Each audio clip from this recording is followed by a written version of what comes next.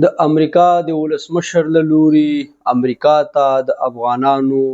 په ورتګ بندیز په پاکستان کې بیا په خاصه توګه په اسلام آباد کې د پی سی ایم چې کوم دفتر دی د یونیسیار او نادرا په دغه دفتر کې د افغان مهاجرینو د کارډونو بلاکېدل یا بندېدل او راتلونکي چې کوم حالات دي د مهاجرینو لپاره په نړیواله سطحه او بیا په خاصه توګه په پاکستان کې د افغانانو لپاره دا زموږ د نننۍ موضوع درې مهم ټکي دي. لومړی په دې خبره کوو چې د امریکا ولسمشر تازه یو فرمان لاسلیک کړی دی چې په هغې کې راغلی دي امریکا ته د 12 هیوادونو په وګړو بندیز لګېدلی د سفر لپاره چې په هغې کې ایران، یمن، افریقایي هیوادونه او افغانستان هم شامل دی چې دا په ټوله کې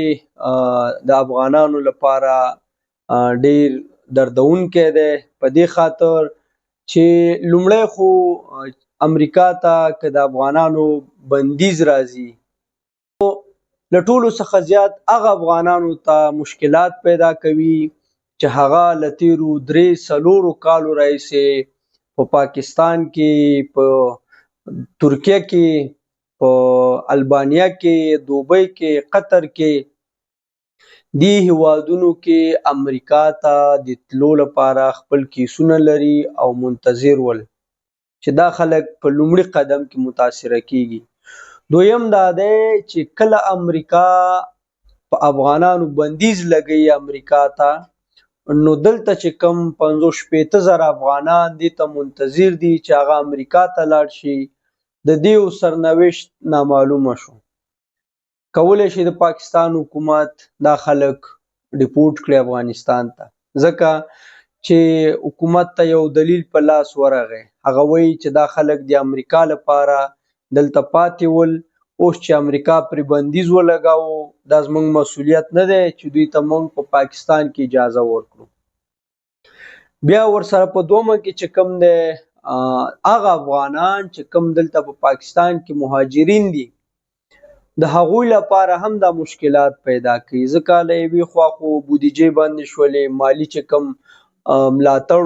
یا فاینانشل چې کوم سپورټ و یونیسیار ته هغه خو بند شوی و. ورسره چې اوس کله امریکا څخه افغانان ډیپورټ کیږي چې د هغوی دغه پیرول کم کیسونه وغیره ول بیرته خپلو هیوادونو ته یو افغانان نه نور خلک هم ډیپورټ کیږي، نو پاکستان هم کولی شي چې دا دلیل اختیار کړي چې یاره د امریکا څخه خلک ډیپورټ کیږي، زموږ هم دلته خپله خاوره ده، خپل قانون دی، موږ اختیار لرو چې کوم خلک په قانوني توګه دلته ژوند نه کوي یا زموږ د پالیسیو مطابق دلته اسناد نه لري، موږ هغه ډیپورټ کړو خپلو هیوادونو ته. دا یوه موضوع شوله. دوهمه موضوع چې کوم افغانان اکثره دلته ماته دا زنګونه وي، ما سره اړیکه نیسي، په تماس کې کیږي، هغوی دا ګیله او شکایت کوي چې موږ کله په اسلام آباد کې پی سی ایم چې کوم دفتر دی د نادرا او یونیسیار په شریکه چې دغه د افغانانو لپاره دوی دا پی او آر کارډونه چې څوک خپل اولادونه ځانو پسې رجسټر کوي،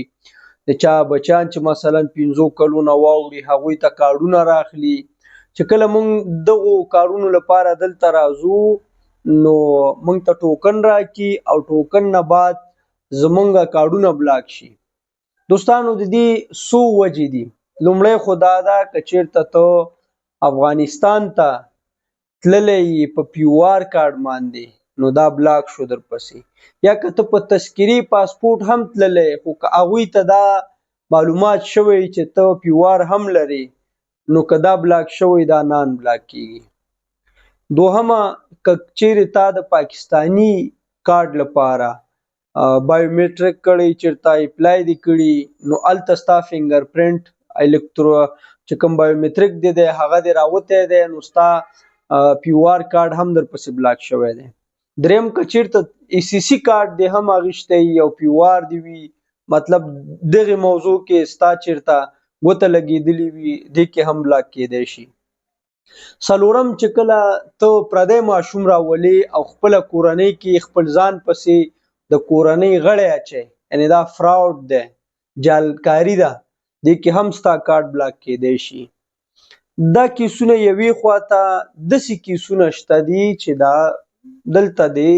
پنډۍ په ډوکسو کې یو افغان اوسېږي، ما سره تماس نیولی دی او زه د هغه لپاره لومړی د پی سی ایم دفتر ته لاړم او هلته چې کوم پاکستانی سټاف و هغوی ته ما وویلې چې زه د یونیسیار له افسر سره ملاوېدل غواړم.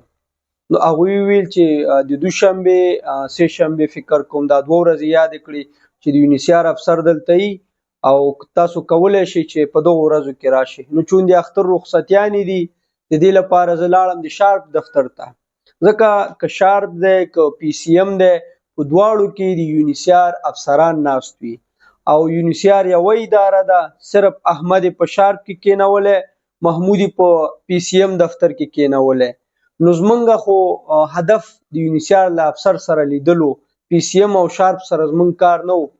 نو زه د شارپ دفتر ته هم ورغلم، په لومړۍ ورځ باندې هغه خلک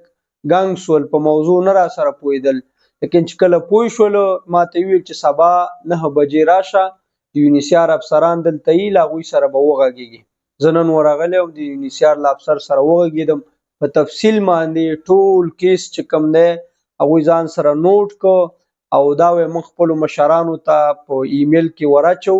ورته وایو چې بغیر د کومې معقولې وجې څخه یو دلیل څخه پرته د چا کارت بلاک کیږي، د دې وجه څه ده، او ما ته ویل اختر نه بعد راشه په دې به سره وغږېږو. دا خو 2 موضوعګانې شولې. درېیمه موضوع چې کوم حالات دلته په پاکستان کې را روان دي د افغان مهاجرینو لپاره، نو په نړیواله سطحه خو پالیسیانې چینج کیږي، روانې دي، په امریکا کې چینج شولې، په جرمني کې چینج شولې، نور هیوادونه هم سختۍ لګیا دي. اوس د پاکستان پالیسیانې چې کوم دي دا هم تر ډیره حده سختې شوي دي د افغانانو په باره کې. د ویزو سختیانې راغلي دي دلته، ایس سی سی والا ته پالیسي سخته شوې ده. خبره اوس را روانه ده پی او آر کارډ هولډرز ته. نو حکومت کېدی شي دا وغواړي چې پی او آر والا لاړ شي افغانستان ته، ولې ځینې خنډونه شته دي دلته چې حکومت هم غواړي د هغې مطابق پالیسي جوړه کړي. لومړی خنډ دا دی چې تر اوسه پورې هغه افغانان چې هیڅ اسناد نه لري په پاکستان کې اوسېږي، هغه افغانان چې سی سی کارډونه لري دلته اسلام آباد کې شته، کراچۍ کې شته، لاهور کې شته، پېښور کې شته. نو حکومت به د دې په اړه باندې خپله تګلاره یو وارې سر ته رسوي، بیا به هغوی راځي پی او آر ته. یعنې نشي کولی چې په یو وخت کې ټولو ته ووایي چې ځئ، سټپ بای سټپ، قدم په قدم به ځي. او بله خبره دا ده چې اوس د افغانستان او پاکستان حکومتونه هم باید دې باره کې په ګډه کار وکړي. نو له یوې خوا د پاکستان او د افغانستان د چارواکو حکومتونو اړیکې په ښه کېدو دي، له بلې خوا افغانان له دواړو حکومتونو څخه دا غواړي چې دوی ته لږ وخت ورکړل شي، دوی آماده نه دي، تیار نه دي په دې شرایطو کې افغانستان ته لاړ شي. نو امید شته ده انشاءالله چې د اختر نه بعد د افغان مهاجرینو په اړه ښه خبرونه راشي او دغه مشکلات چې کوم دي زموږ او ستاسو تر یو حده پورې د دواړو هیوادونو د چارواکو لخوا څخه درک شي او یو څه ناڅه افغانانو ته دلته اسانتیاوې برابرې شي. مننه.